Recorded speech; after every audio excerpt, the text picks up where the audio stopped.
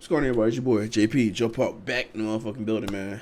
One game of the NBA Finals is down in the books. The Celtics are up 1-0 after a 107-89 victory over the Dallas Mavericks just a couple hours ago, man. And I think that game was kind of a microcosm of all the things that go right, or all the things that have gone right for the Celtics, you know what I'm saying, for this season. You know what I'm saying? In that first half, they win the half. Let's see what the score. So they win the half. They win the first quarter 37-20. They win the second quarter only by 4. But that huge explosion towards the end of the first quarter really is what kind of set up that kind of like what set up the pace for the rest of the game, because with the Mavericks, you know what I'm saying, they kind of started off kind of, you know what I'm saying, they cut off really hot. I believe they were 7-10. They had a 15-14 lead. You kind of felt like it was going to be a back and forth affair, but then you get kind of just that avalanche, you know what I'm saying, from the Celtics, where they start bombing down threes. And it's not even like it's not even the main guys, you know what I'm saying. It's not even Jason Tatum. It's not Jaylen Brown. I believe Derek White hit 2 threes. I believe Sam Hauser came and hit a 3. Peyton Pritchard, I believe, came and hit a 3. It was all the other guys. Al Horford was knocking down threes. Kristaps Porzingis, man. Kristaps Porzingis. Just in the video the other day, I was over here just, you know what I'm saying, wondering like which version of KP were we gonna get. Are we gonna get the guy who's been the floor spacer, the rim protector, and he did all that. He did just that in today's game. You know what I'm saying? Came out. He took advantage of every single mismatch that Dallas threw his way. If they put Derrick Jones Jr. on him, he shot over the top of him. Same thing with Jaden Harvey.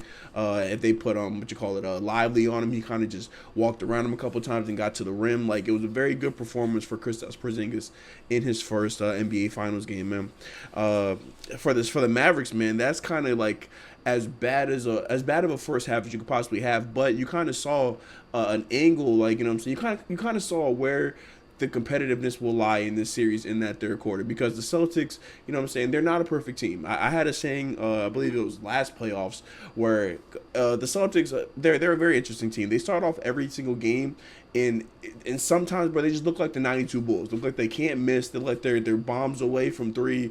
They're making every single shot in the paint. They're dunking on you. Like, once that Boston crowd gets behind you, gets behind them, you're kind of just like, oh shit, like, I'm not sure if we can beat this team. But I had a saying in the 2023 playoffs, and that saying was, if you can survive the Boston Celtics looking like the best basketball team in the world in the first 6 minutes, then you can beat the Boston Celtics. And in that third quarter, you kind of saw the Dallas Mavericks.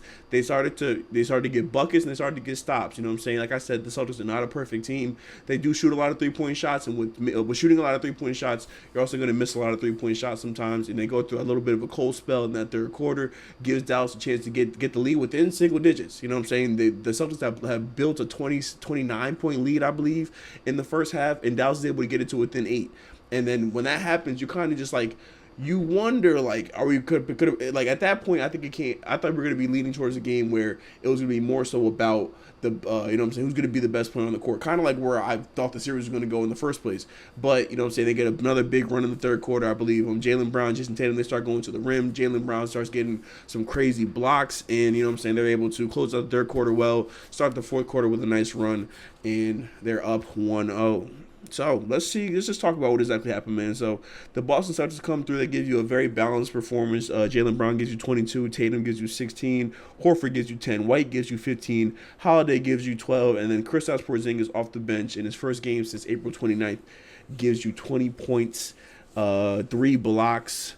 Just an overall fantastic performance. And if that's the Porzingis were to begin over the course of the entire series, then it's going to be a very, very long series for the Dallas Mavericks. Well, actually, no, it's going to be a very, very short series for the Dallas Mavericks, because if they're not able to, you know what I'm saying, reel in KP in any kind of way, it's going to be a real problem. And another problem that they have is that they don't really necessarily have a defender for him. You know what I'm saying? Like, Kristaps Porzingis is not the most, you know what I'm saying, the most agile guy in the world, but he's got a little bit of giddy up to him for a big guy. So, you know what I'm saying? You can't really just put Lively on him and have him defend him out in space. Same thing with Gafford. Gafford is a wiry, you know, shot blocking defender, but he doesn't really quite have the foot speed to keep up with a Kristaps Porzingis. So that's gonna potentially be a problem. Like I said, Sam Hauser came in and gives you 8 points. Just an overall balanced attack from the Boston Celtics. Like I said, if you're a Celtics fan, there's not really much of a better game that you'd want, really, than just like the game that you just played. You know what I'm saying? Tatum really didn't need to go off. Nobody really had to go crazy. It was a nice balanced scoring attack. You guys got to just play your game, shoot a whole bunch of threes, force turnovers, and at times had the Dallas Mavericks looking kind of shaky. They looked like they were. Kyrie in particular looked like he was like kind kind of second guessing things. He missed a lot of wide open shots. A lot like you could tell Kyrie is still definitely fighting demons from his Boston past. So let's go ahead and we'll talk about Dallas now. The Dallas Mavericks, essentially the only person who showed up to ball today was Luka Doncic. Luka gave you 30 points, 10 rebounds, but he only had 1 assist. And if you know Luka Doncic, that's like something that just never happens. You know what I'm saying? He's a guy who averages, I believe, 8 assists a game on the season. So for him to come out and have 1 assist, it kind of just is like, you feel like at that point that the nerves got to his teammates. You know what I'm saying? Kyrie comes and gives you 12 points, shooting 6 of 19, and he got some good looks. There were a couple of times where he got his shot blocked or he took a really tough shot over Drew Holiday, but I feel like over the course of the entire game, he got good shots, many wide open shots. He just wasn't able to knock them down. So same thing. PJ Washington comes, he gives you 14 points, and really that's kind of that of it. Jaden Hardy also gives you 13, but you didn't really get the typical games you have been getting over the course of the playoffs from Daniel Gafford, from Derek Lively, from Derek Jones Jr., and they're really going to need that if they want any chance to win this series. You know what I'm saying? I wouldn't panic too much if I was Dallas or in a Mavericks fan, just because listen, man, when the first half like that happens, you have that whole avalanche in the first half, and then you find yourself down by 29 points. Hey, bro, it's nothing you can really do at that point. Like, the Celtics didn't do anything to really take you out of your element. You guys were just turning the ball over. You guys were just missing shots, and they were just making everything in their home arena.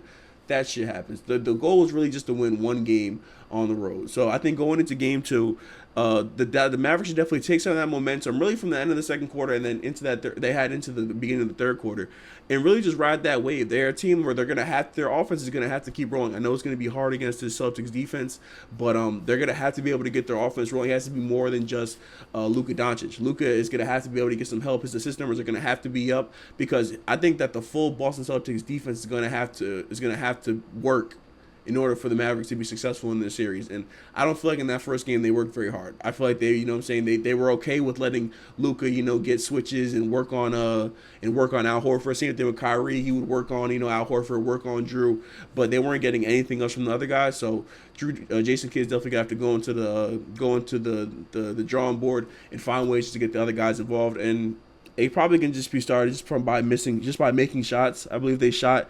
26% from the three. They were 7 to 29. The Celtics came out and they were 16 for 42, 38%. That's gonna be your ball game right there. So, like I said, I really don't have too much for this one. This game kind of was if you're a Mavericks fan, even if you're a Celtics fan, throw it away. You got another game in a couple days. But that's all I got for you guys. Leave a like, leave a comment, subscribe. Let me just know who you guys think is going to win the rest of the series. Let me know just your opinion on what happened in game 1. You know what I'm saying? What you saw here, because maybe you saw something I didn't necessarily see. All right, so like I said, I'm going to holler at y'all. Deuces family. Peace and love.